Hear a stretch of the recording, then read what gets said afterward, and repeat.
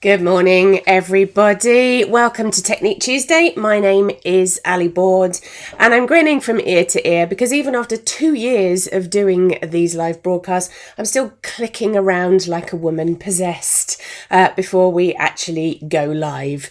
Now, there is a chance, I noticed, just in case you are watching this live on Facebook, I did notice some changes to Facebook this morning, so you might just need to refresh your page. So sometimes if you're on a tablet or a smartphone, you need to pull down your screen or press refresh, or if you're watching on a desktop, you need to, however it is that you refresh your screen. I noticed that there are some little gremlins in the works this morning.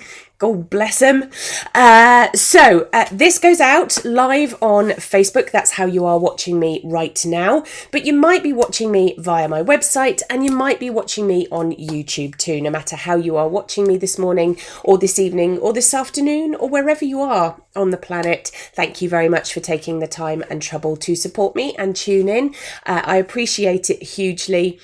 This is Technique Tuesday, where I said in the description of this broadcast today that it's my infamous thinking out loud, and that's what I try to do. I try to make my way through a project saying all the things that are going on in my head, some of which are relevant, some of which are really not relevant, but what I hope it does is help you through your own projects to kind of understand how I approach stuff, how I work my way through all of that kind of stuff.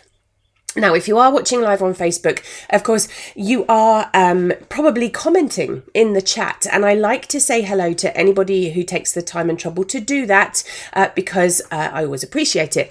And I think we have a new first comment of the day person. So good morning to Anne B. Thank you very much for taking the time to tune in. She says, it's sunny where she is.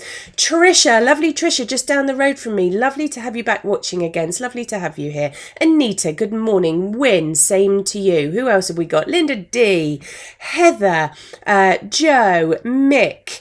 Mick is saying he's pleased he managed to make it this week. Mick, you are always more than welcome. Ali D, good morning. Judy, good morning, lovely. Joe, Thea, Jeanette. Jeanette is enjoying the sunshine. Rosie, all the way over there in France, is saying hello, all you happy people. What a lovely greeting in the morning. Thank you very much. Chris B, Hilary P, all sorts of people in the room. Lots of you here this morning. I'm guessing all waiting to see the next part of my printmaking project. Now, just in case you missed last week's Technique Tuesday, where were you? Where were you? Good morning, Lynn. Just in case you missed it. It's very easy to find. You go back over to www.learningtopaint.co.uk. You find the resources in the menu and you will see Technique Tuesday there. And you will see every blog post pretty much since last August where we switched to the new website. You will see them all, but most importantly, you will see last week's where I go through all of the equipment. There's some links there and you will see my thought processes behind why I want to do this project, what it is that I'm trying to achieve, all of those types of things. Good morning, Patricia in lovely Suffolk. So if you want to go back and watch that, then please do. If you did watch that and you're thinking, I can't for the life of me remember what Ali was saying about the equipment, go back and watch it anyway. We're going to kind of start from where we left off last week. We were looking at the equipment. We were looking at the things that we needed to buy. I do have a small update for you though. And I should have, before the broadcast, gone and reminded myself. I just couldn't find the comment. So if the person who made this comment is actually in the room, then thank you very much. I should have done my homework and remembered who it was. We were talking about one of these for doing hand printing, which is a brayer. And the idea of it is that you have a handle on it and you burnish your way through the plate like that. Now, somebody was saying, absolutely genius suggestion, I thought this was, because you know I'm a fan of upcycling and reusing old materials or appropriating things. They were saying sometimes those lids of very large jar candles that you get, there is a specific brand, Yankee Candle. Good morning, Pam. they have those really fancy lids that go in. Someone was saying that they'd seen those lids upturned with a handle put on them, and that's what they used. And I thought, oh my goodness, that is genius. So just in case you don't want to purchase one of these and you have one of those jar candles, then I think that is the way forward for you. Be worth a try anyway, wouldn't it? Like all these things, it might not work for you, but if you happen to have it kicking about, test it. Just test it to see. And if that does work for you, then let me know on the Learning to Paint Facebook page, because I'd love to see how you've been appropriating materials and how you're making them work for you. But let's take you to the overhead camera, shall we? And we'll talk about where we are with this project and all of the things that we're going to be doing with it. Now, why have I got my black watercolour pad out when I am clearly doing a printmaking project today? I've got my black watercolour pad out because it's actually easier to see through the printmaking plate. And this was the little example that I did last week. As always, of course, I run out of room. Let's flip that lid over. And then you can see if I hold it over the just over a white piece of paper like this, for example, very difficult to see what it is that I've done and how I've done it. But if I pop it over the black, there we go, you can see that the marks that I've made start to come up really easily. So that's why I've got a piece of black paper underneath my plate today. Now, what's my subject matter going to be for this project? My subject matter, and this is not the world's greatest photograph, but it will do for the purposes of what it is that I'm going to do with it. This is a photograph that I took in our garden. This was part of the Plan B project that I'm currently involved with. This is our little resident robin, who we have named Dodgy, which is not the kindest name, but it is bees and I tend to anthropomorphize everything in our garden. And this is our little resident robin visitor. And the reason that he or she, because I don't know whether it's a male or a female, is called Dodgy, because bless them, they've only got one leg. And the other leg is there. We've been watching, let's call it her. We've been watching her very, very closely. And the other leg is there. But for some reason, whether it's that they hatched like that or whether they got into a bit of an accident or whatever it was, only got one good leg, which is why this wing is sticking out. Because whenever Dodgy lands on something, she has to balance with this other wing. So she's forever fluttering. And I did manage, this is a bad photograph taken on just my iPhone camera. Now I have a really good camera on my iPhone. It's just that Dodge was a long, long way away and I had to zoom in wildly to get her this big. So it's not the greatest of shots, but it will do for what it is that I'm going to do with it. I went out with my proper camera over the weekend and Dodge was around and I managed to take much better photographs. But we'll start with this one and we see how we mean to go on. Now, whilst I've been yakking away, other people have joined us live. Michelle, good morning. A quick dip in while having coffee as at work. Don't let me get you into trouble, Michelle. And Julie saying, good morning, Ali and all. Sorry to be late. I just realised it's Tuesday. Julie, you're forgiven because you're in a completely different time zone to me. So you actually have an excuse. We've just been talking about dear old Dodge, who is resting there on one of the rocks in my garden on her beautiful single leg. And that is where I'm going to start today. Now, if you remember from last week, we talked about the type of plate that you might want to use for doing your dry point. And I was suggesting that you could use old bits of plastic, all sorts of things. I happen to have these monoprint plates in my stash of stuff. I didn't want to purchase anything extra, but I happen to have them. So this is what I'm going to be using. But I know 2 or 3 of you out there who shared some printmaking skills throughout the week. have been using all sorts of stuff. So it doesn't necessarily need to be these.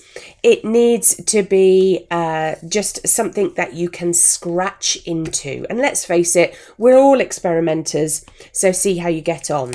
Now I've just cut this. It comes in a sort of, the size of sheet I've got is just a bit bigger than A4. So I cut them up. I thought that was a little bit big and a little bit excessive, really. That one's cut a bit skew width. Is that one all right? Let's lay it down over Dodge so that we can see. Yeah, that looks all right. Good morning, Fran. That looks okay. We should be able to fit her into that plate quite nicely. Haven't decided if I'm going to put any background in on her for the time being. I'm just going to concentrate, but that's quite nice. Not forgetting, of course, that the edges of our plate are probably going to make an indentation on the paper when we burnish it or pass it through the press. So I don't want it to be massive because there'll be a lot of white space, okay? That I think is a good enough size. It's blue at the moment because it's got a protective plastic over the top of it.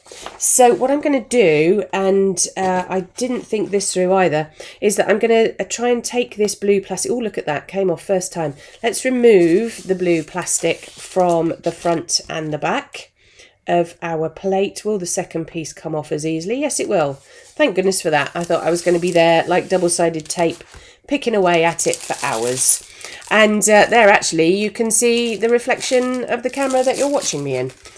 There we go. Oh, and the lights and everything else that we've got going on. So there is my plate, and a very bad view of me from underneath as well. Let's move that instantly. Now, one of the first things I need to do is I need to make sure that these edges aren't too sharp, because when I pass it through the press or I burnish the paper, because I have to make the paper damp to do it, what I don't want, can you see you've got a real nasty little hooky bit there? I don't want this to puncture through the paper. So what I'm going to do is I'm going to lightly file off the edges of this.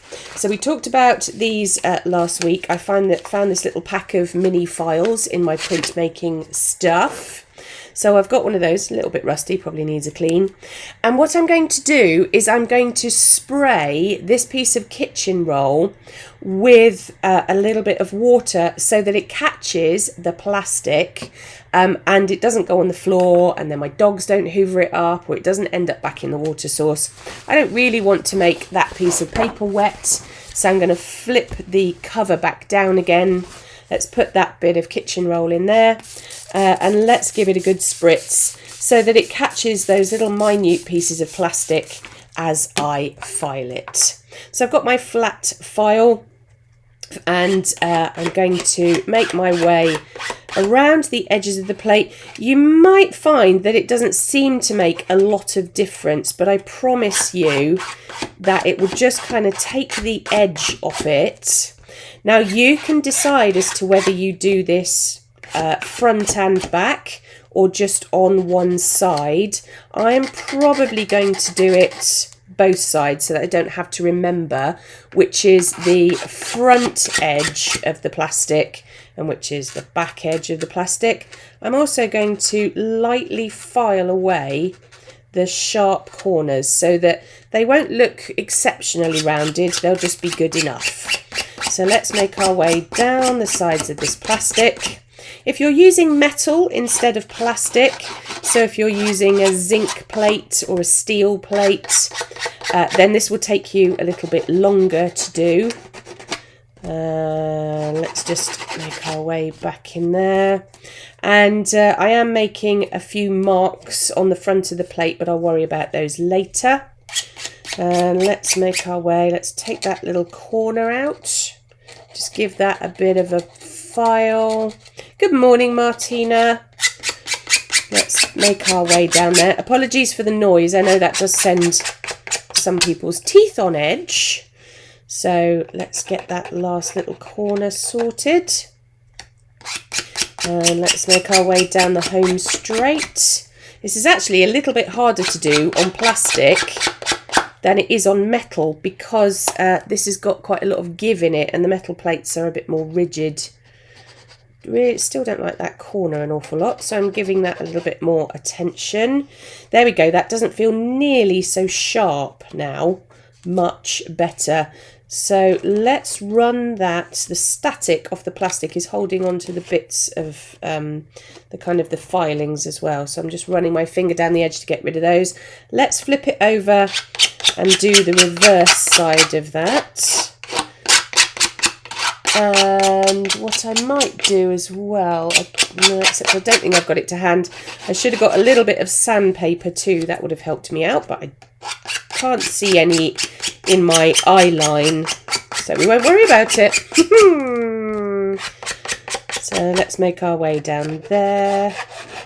Get rid of where it meets. Actually, that does feel loads better. There's still a knotty bit there. Let's get rid of that. So, like all things, no matter whether you're painting or printmaking, a little bit of preparation is involved. And it's these bits of preparation that actually can save yourself a whole lot of heartache later on, because then you haven't got to go back and file the edges, any of that kind of stuff. Trudy, what's she saying as I'm doing this? She's saying, good morning, Ali. Somehow ended up missing this first part, has got onto the wrong session, and after a few moments it was deja vu. But I'm very glad you found us now, lovely. I know. Social media is that rabbit hole that you fall down, isn't it? Whilst you're trying to find the thing that you actually wanted to get to in the first place. Right, let's do the last little bit of filing. I'm sort of reassessing it all the time. Make my way around. I can see I've got, you might not be able to see it in the camera, but that little damp piece of kitchen roll is catching those bits of plastic as they come away. That's good. That's so much better. I can run my finger down it now without there being any danger of me cutting myself. And so if I'm not going to cut myself, I'm not going to cut my piece of paper either. There we go. These little, you can see how much plastic is actually coming off by the filings that are there. These little files are really useful, has to be said, for jobs like this. Well, what's Joe saying? Joe's saying, have to watch Start on Catch Up. I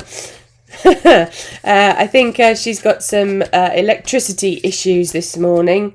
Goodness, things are sent to try us, aren't they? Right, I think that's good enough. Certainly a little bit smoother. Going to run my fingernail down it one last time. Luckily not had a manicure recently, so not going to ruin my nails. There we go. I think that looks pretty good. Now, if you were working on a metal plate, then you would possibly need to do something called degreasing your surface.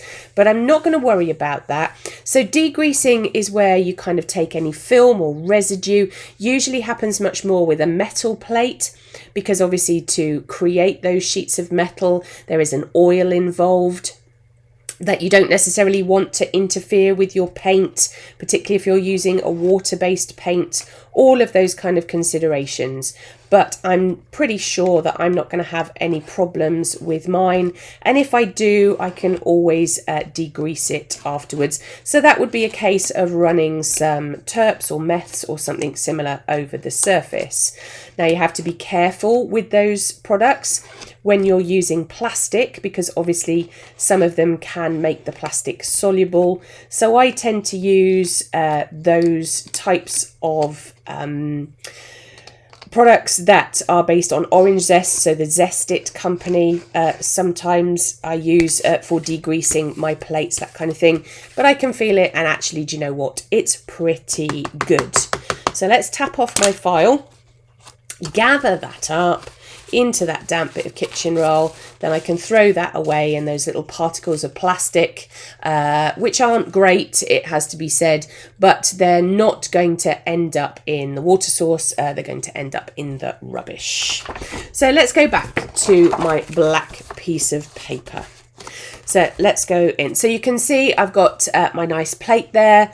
Now it would be tempting, wouldn't it? It would be so tempting to pop Robin down. There you go, plate over the top, draw back onto it, do whatever mark making it is that I want to do. Job's a good one. But But. You need to think very carefully about which way round you want things to face, because, bear with me, if I draw the robin from the photograph like this, and I make all my marks and I do all my etching and all of that kind of stuff, and then I ink this up, when I go to print it, it's going to be in reverse. Now, I don't think that's going to be a problem with good old Dodge, because I don't think it matters which way she is facing, but it is a consideration if you're printmaking with something very specific that you want it pointing in a very particular way. If you have lettering, for example, you need to make sure you do your lettering in reverse so that it prints the right way round. All of those sorts of things. So I thought what I would do is I would show you the process that I go through when I'm doing a transfer like this, just so that you have it in the bank of techniques to store for future use. Okay. Now, of course, if you are good with your photographic software, you could, of course, mirror print this. So you could ask your printer, or you could ask your software to actually flip it, or you could do that physically in your software, print it the wrong way round, then you don't have to worry about it. But that is one type of process. Let me show you other ways of thinking about it, and then you have all of the techniques at your disposal and you can decide what it is that you do.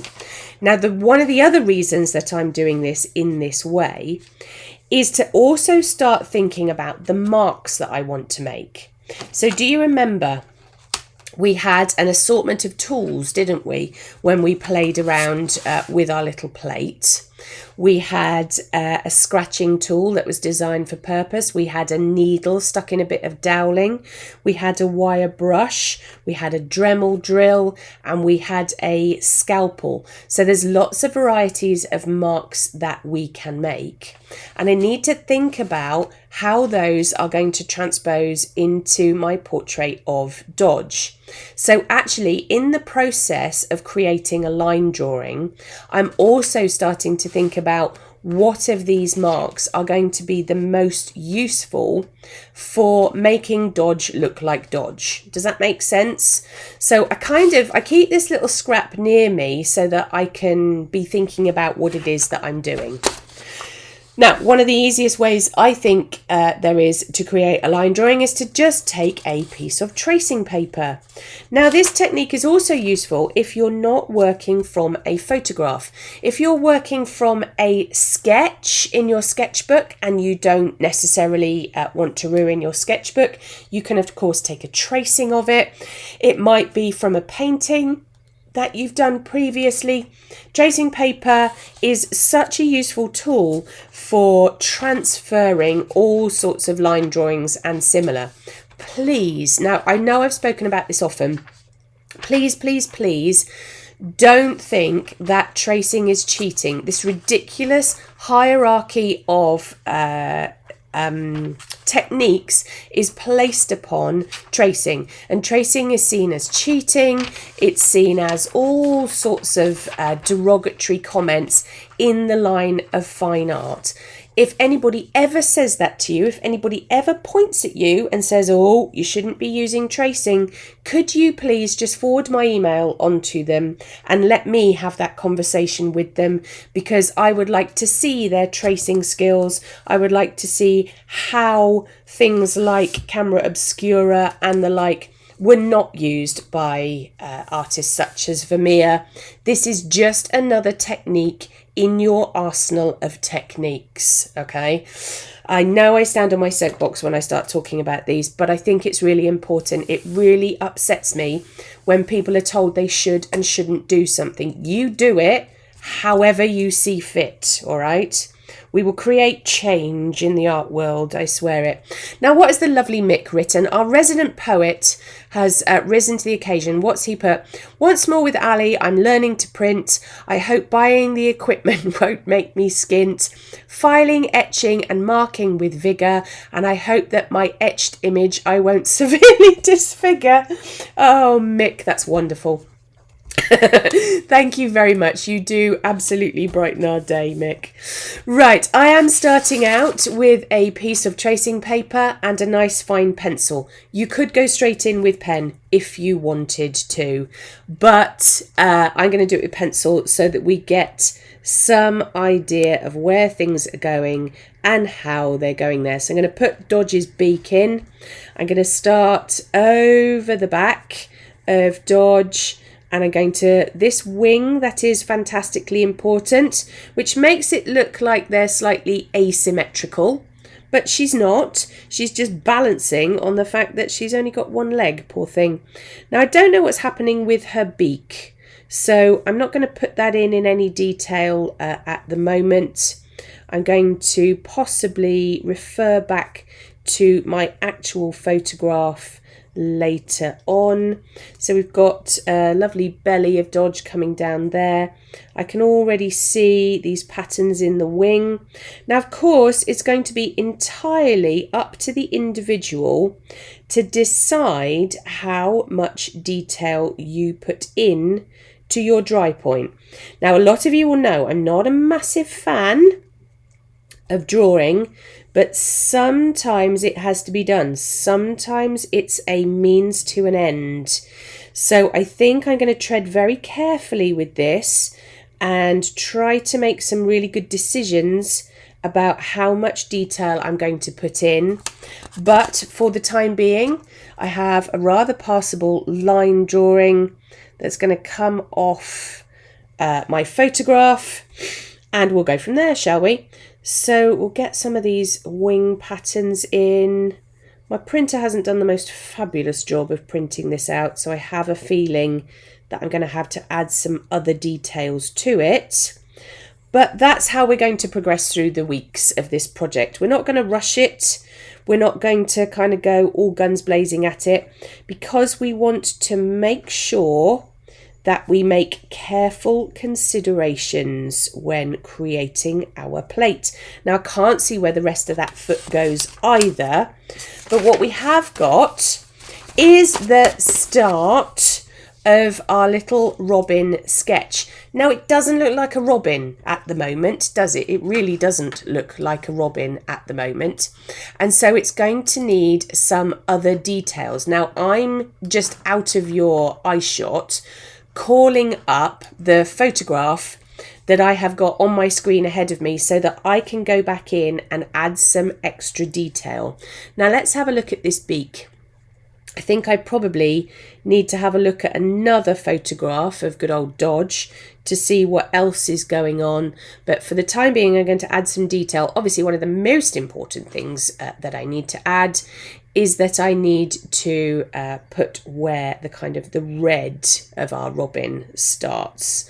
So it comes down here, goes around and about, comes around the back of the eye, kind of goes out a little bit.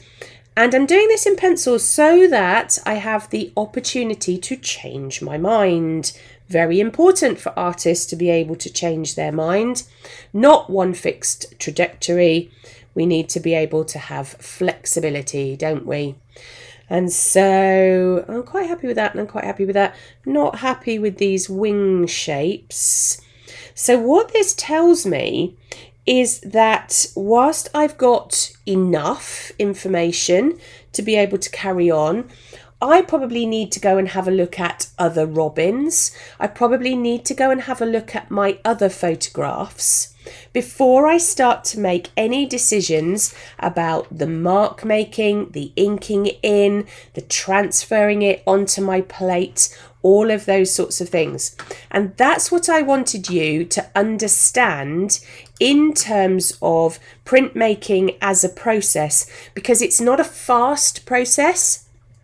And actually, the print that you take is the shortest part of that process, and it kind of happens in an instant. It's all about the preparations of our plate, about the line drawing, about the mark making, about the tools that we make, the tools that we use, all of those other things. So you can see I've taken that tracing.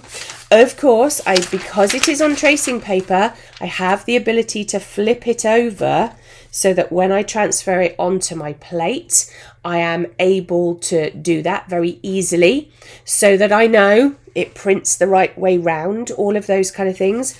But I think this is a good point in the proceedings to actually stop, to take stock of what I've got, what I might need. Is this good enough? Do I need to do other things? Do I need to change my mind? All of that kind of stuff. And that's the thing that I wanted to get across to you today. This idea that you don't just have to go, right, I'm doing this, that's it, I'm not going to consider anything else. You have the ability to change your mind, and printmaking is a fabulous process for that, because you are given the opportunity to go, actually, no, I don't want to disappear off down that avenue. I'm thinking that I might want to do this with it, or I might want to do this with it. So that's what we call process-led decision making. So that is you starting a project, not necessarily over planning it too much, but looking at your subject matter, having that idea that you're going to change your mind, you're going to alter some things. And that is exactly where I've got to with my part of the Dodgy Robin printmaking process. So in terms of thinking out loud, I hope that's helped you today to understand that you can change your mind. It's perfectly possible for you to change your mind. That you might do all the preparation in the world and suddenly at the last minute go, no, actually, that's not good enough. Let's think of another way that we can do this. And that applies to whatever part of your creative process that you are investigating. Could be painting, could be a simple drawing, a watercolour, printmaking, whatever it is. And that's the thing that I want you to take away from today. So next week we're going to come back together and we're going to see where I am, whether I changed my mind or whether I stuck with what I've got. We're going to develop that drawing a little bit more. We're going to find ways of transferring it onto the plate if we want to. And then we're going to start looking at that mark making and really getting into the etching part of our process. If you want to watch this again or catch up on some of my other background thinking out loud, please do pop over to the blog www.learningtopaint.co.uk. Find the resources, find Technique Tuesday, and keep your eyes peeled on the website as well, because there's some big changes coming in terms of big news that I have. I'm going to be starting a watercolour beginners class for all of you guys out there, and there's some big changes coming for the All Aboard artists too. Don't forget also that if you happen to be in the vicinity of Dorset during the last 2 weeks in May, the studio is going to be open to the general public as part of Dorset Art Weeks, and I would absolutely love it if you happen to be in the area and you popped up. I promise the kettle is always on, the biscuit tin is always full to bursting, and you will be very welcome indeed. So until I see you next week, or until we pop up into each other's company, please take lots and lots and lots of care of yourselves, won't you? Keep smiling, keep being creative, and I will see you very soon. Take care, lovely people. Bye.